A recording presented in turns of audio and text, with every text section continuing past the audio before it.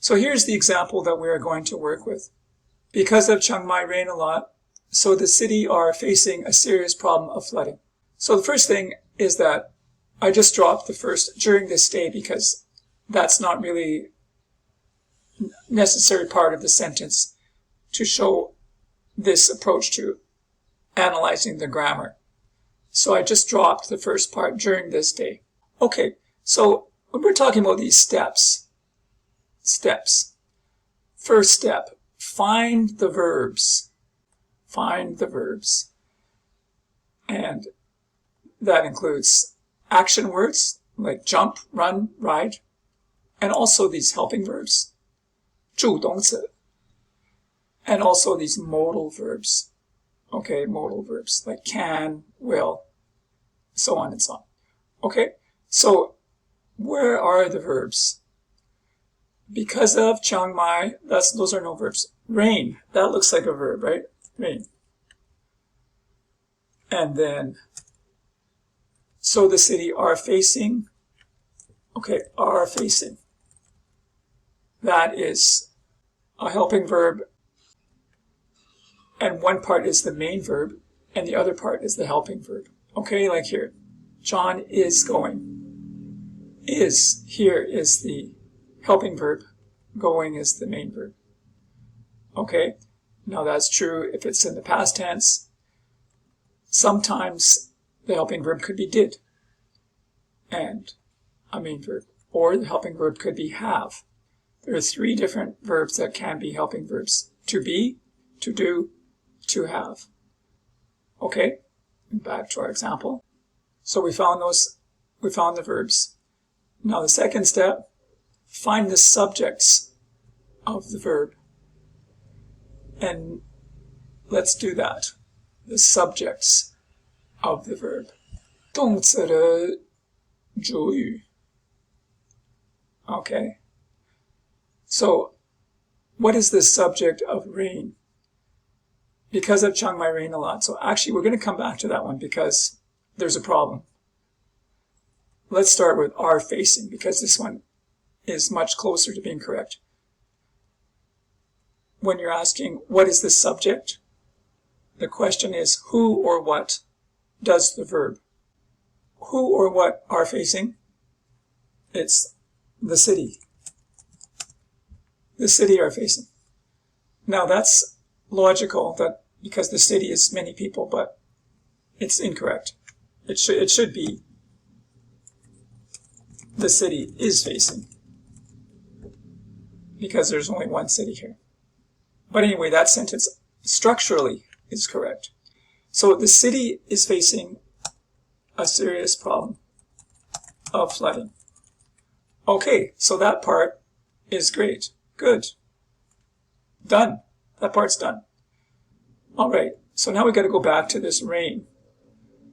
Now here we get into Chinese grammar being transported into English.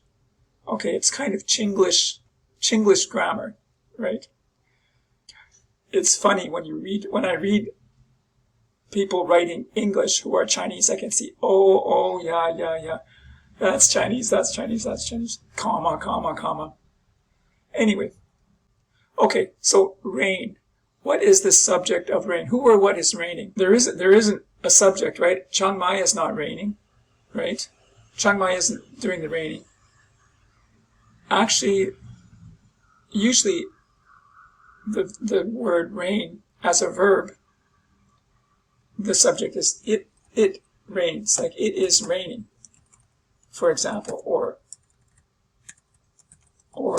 it rains, right? The subject with rain would have to be it. Okay, and we don't have any it here. So actually here, there's no subject. Bing, bing, bing, bing, bing. So here, now this is how we can fix it, right? This is why if you can pull out the verb and the subject, then you can see, oh, okay. And that is the first thing always. Because in Chinese, really, Chinese sentences, you just don't necessarily have a subject. But in English, there must be a subject. Okay, so that's what we need to fix this. We want to keep the idea and make it correct. So she's saying, because of Chiang Mai rain a lot. So how can we keep that idea? I can think of two ways to do that. One would be, because it rained a lot.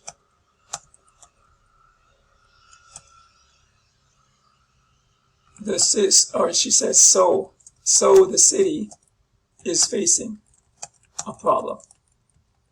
Right? That's not exactly what she said, but structurally, that's what she said. Because it rained a lot.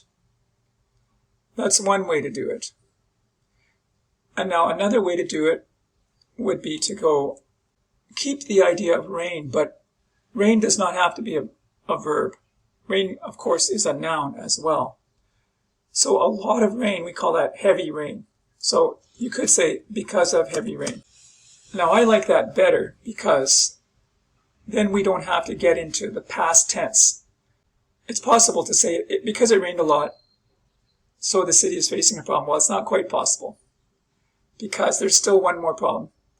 But anyway, either one of these would be okay as far as the subject and object, or the subject and verb part goes. So that either one of those could work. Now, oh, look at that. Google is telling us something is wrong here. So what is going wrong there? Oh, there's still a problem here, right? In this sentence, there's a problem. Here, this would work. Oh, why is that? Why would this one be correct and this one not be correct? You can stop the video and see if you can spot the problem. Okay, time's up. Did you find the problem?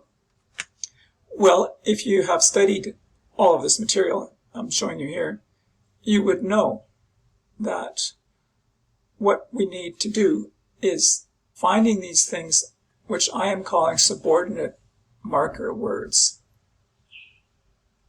And I explain that in this section. What does that mean? Now this has to do with this idea of clauses. Read this. They're independent and dependent clauses. Okay?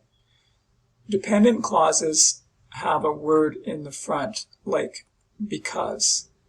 I'm calling that a marker. There's another word for it, but these marker words make that sentence into what's called a dependent clause. I think of clauses are like sentences. An independent clause stands up by itself, and a dependent clause kind of leans on the other one. This one's independent, but this one needs to lean on something. Lean on me when you're not strong, and I'll be your friend. I'll help you carry on. I'm going to just show you that that's the problem here. Okay, back in our example, we have two of these independent markers. We have that one, because, and we have so. And both of those words are marking a dependent clause. So what this means is that the way it's written right now, that's dependent, and so is that.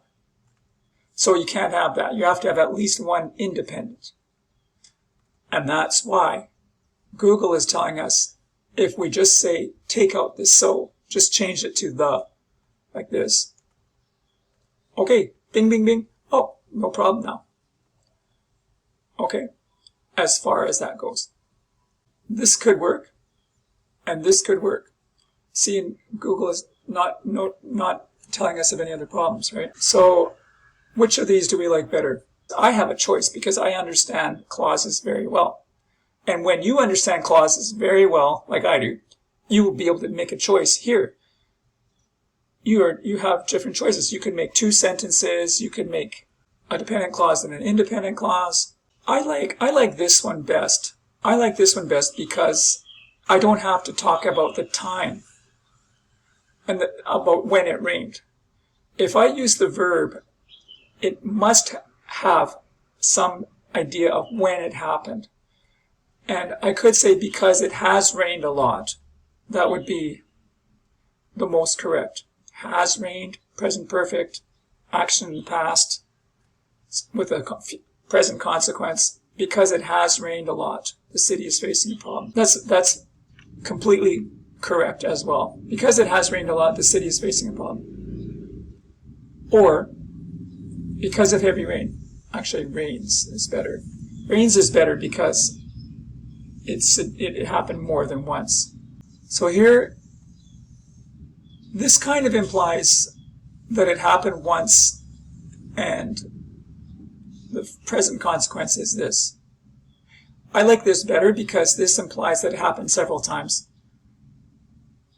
and the city is facing the problem. Now, because this is not a clause anymore, there's no verb here, right? There's no verb. So therefore, this marker of the dependent clause is not necessary. There is no dependent clause here. Because of heavy rains, the city is facing a problem. So that is my final sentence. Okay, now that is a really good sentence. Okay, so that's how this works. What I could tell you right now, first thing, find the verbs and find the subjects of your sentences in English. Make sure each verb has a subject. Okay, that's the first thing. Okay, I hope you found that useful. My name is Michael Lusher, and we'll see you again in the next video. Okay? Thanks for coming. 再见吧。